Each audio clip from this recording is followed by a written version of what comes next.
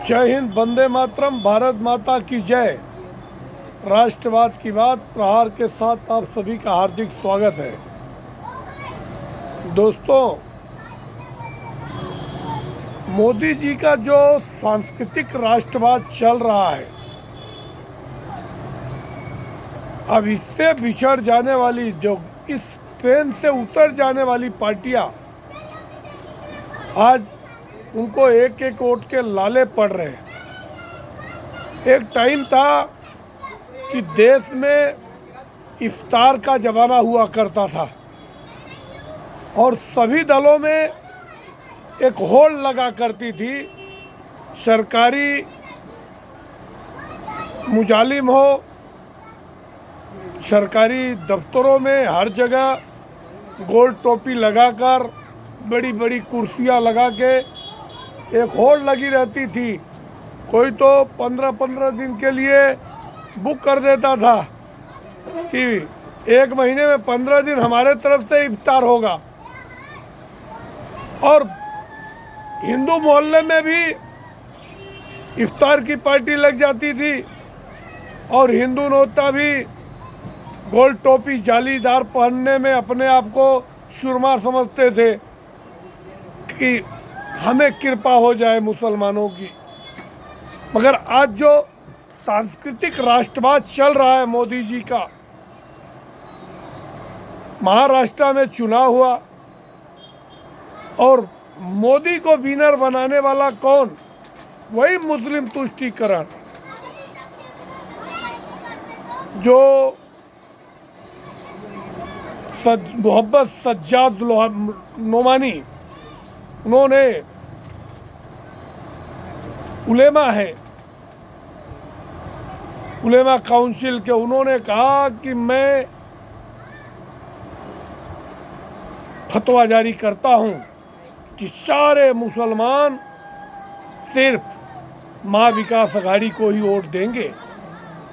अब महाविकास अघाड़ी में कौन? शरद पवार जी, कांग्रेस पार्टी के नाना पटोले जी और उभाटा के जनाब उद्धव ठाकरे जी। अब ये मामला ऐसा उनका वायरल हो गया। उनकी 17 सूत्री मांग थी। पहली मांग कि 2012 से 2024 तक जितने भी सांप्रदायिक दंगे महाराष्ट्र में हुए, जितने भी उसमें आरोपी है, सभी को छोड़ दिया जाए। अब किसी के बाप का राज है, संविधान ठेंगे पे चला गया। दूसरा मुद्दा था कि आरएसएस पे बैन लगा दी जाए। अगला मुद्दा था कि मुसलमानों को 5% आरक्षण दे दिया जाए और महाराष्ट्र में 5000 मुसलमानों को सरकारी नौकरी दे दी जाए। मतलब ऐसे ऐसे अजीब तर्क थे। और जैसे ही उनका वीडियो वायरल हुआ तो जो यहाँ के धरती पुत्र हैं, छत्रपति शिवाजी और साहू जी, अंबेडकर को मानने वाले लोग, उन्होंने कहा ये तो कहाँ ले जा रहे हैं महाराष्ट्र को, ये तो वापस औरंगजेब का राज लाने वाले।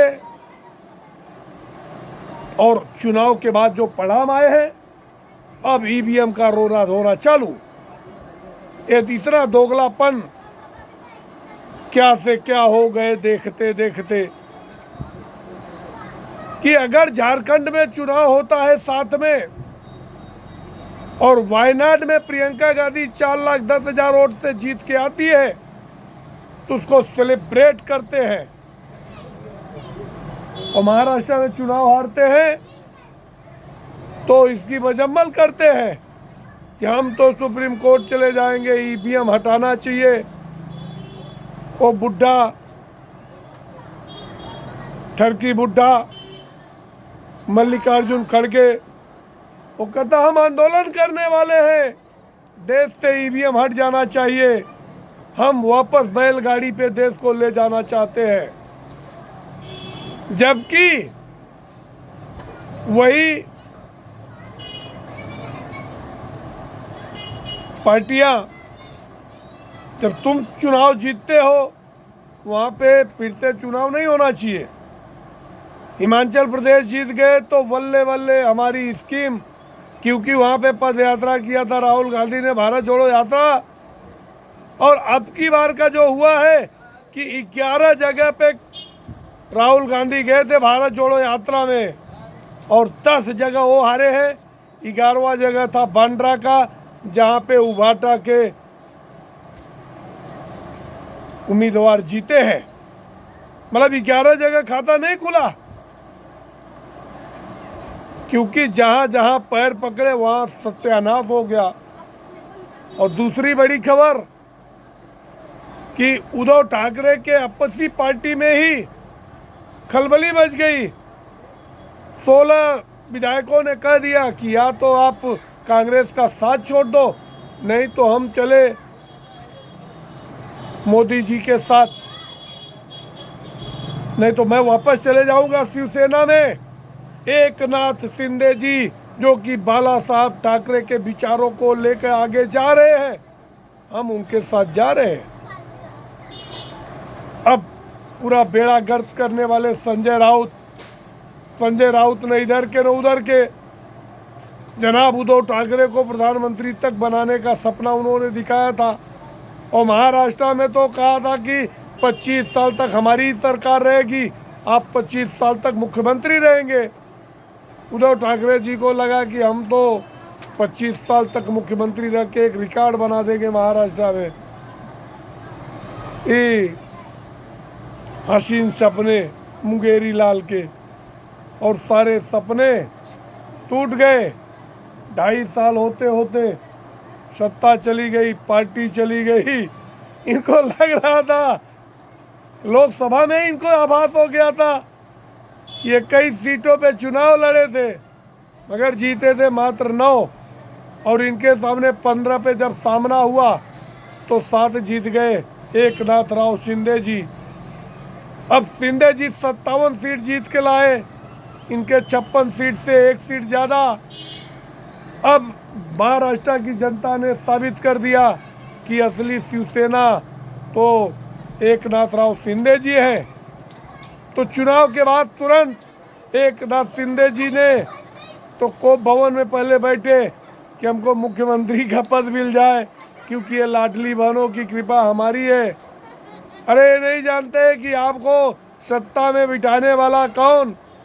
105 सीट लेकर भी विपक्ष में 5 साल तक महाराष्ट्र को एकदम ऊंचाई पे ले जाने वाले ऐसे महामहिम मुख्यमंत्री देवेंद्र फडणवीस जी का त्याग था। फिर बाद में इनको सरसा मारा गया, दोनों तरफ से भोंका गया। ये बोले कि ठीक है भैया, आपको मुख्यमंत्री नहीं चाहिए। मगर इससे पहले तो जनाब उद्धव ठाकरे ने कह दिया कि अभी तो मुख्यमंत्री देवेंद्र फडणवीस ही होने चाहिए।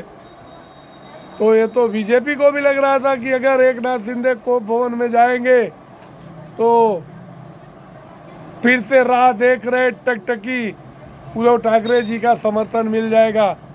अब आपको बता रहे हैं कि बस 1 महीने 2 महीने के अंदर एक लौट के बुद्धू घर को आए, सब कुछ उठा पकड़ दिए। मोदी जी से कहे एक काम करो सरकार, हमको वापस एकनाथ शिंदे जी से मिला दो, अब मुझे केवल वही मातोश्री वाली गरिमा दिला दो, हमको और कुछ नहीं चाहिए, हम केवल राष्ट्रीय अध्यक्ष बन के बैठे रहेंगे। हम वैसे भी बीमार रहते हैं, हमें ज़्यादा समय भी नहीं है। अब आप लोगों का क्या राय है? अब आज का जो है बहुत बढ़िया, एक प्रकार से मैं कॉमेडियन स्टाइल में ही बोल दिया कि मुझे भी हंसी आ रही। इनको बहुत समझाया था उस समय कि आप जहाँ जा रहे हो जीवन भर पानी पी पी के आपने कांग्रेस को गाली दिया है, और आपने सोनिया गांधी को विदेशी मूल की महिला बोला, और आज उसी के चरणों में झुकने जा रहे हो। आप अपने बच्चे का भविष्य खराब करने जा रहे हो। आदित्य ठाकरे को भी अब कह रहे कि भैया हमको पार्टी में ले लो, भले आदित्य ठाकरे को मंत्री बना दो, मेरा बेटा फिर से सेट हो जाए। और हारते हारते बचे हैं। हमें तो लगता है कि मोदी जी की कृपा से ही आदित्य ठाकरे जीते हैं। अब आप लोगों को भी तो पता होगा, ख़ास तौर से वर्ली वालों को, क्योंकि मैं तो थोड़ा दूर अंधेरी में रहता हूँ, तो वर्ली वालों को पता है बहुत टाइम तक पीछे चल रहे थे। अब यह है कि